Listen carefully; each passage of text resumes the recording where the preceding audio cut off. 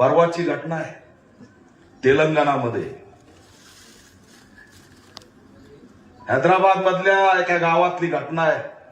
चॅनलवर तुम्हाला नाही दिसणार. धोबी समाजाची एक कुटुंब त्या एका मंदिरामध्ये 2 महिन्याचं लेकरू घेऊन चालले होते. 2 महिन्याचं लेकरू काय असते सांगा ना. मुलगी होती हो.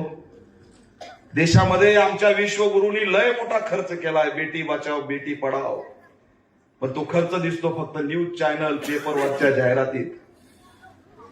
2 महिन्याची मुलगी घेऊन ते मंदिरामध्ये जातात कुटुंब. तर हे दलित आहेत, मागास आहेत, मागासवर्गीय आहेत म्हणून त्यांना मंदिर नाकारलं. लहान लेकरू हातात घेऊन आई उभा आणि तुम्ही मंदिरामध्ये प्रवेश कसा काय करता म्हणून त्यांना मारहाण सुरू व्हावी. आणि मारहाणीमध्ये तिथल्या धार्मिक उन्मादिकांचा आतंकवादी त्यांनी त्या 2 महिन्याच्या लेकराला खाली पडल्यावर फुटबॉल सारखी लात मारली. ते लेकरू मेलं. कुठे हा देश कोणत्या वाटेवर चालला?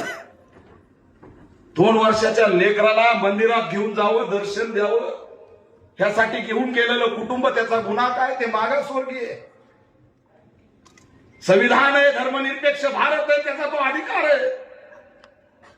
तो हिंदू आहे, हिंदूतला अस्पृश्य गणला जाणारा यांच्या दृष्टीने हिंदू आहे, तरी सुद्धा त्याला मंदिरात जाऊ दिलं नाही. आज 2 महिन्याचं लेकरू त्या ठिकाणी पायाने फुटबॉल सारखं मारलं. ह्या इपिस्टिन फाईल नाही तर काय? आणि म्हणून देशाची परिस्थिती बिकट आहे.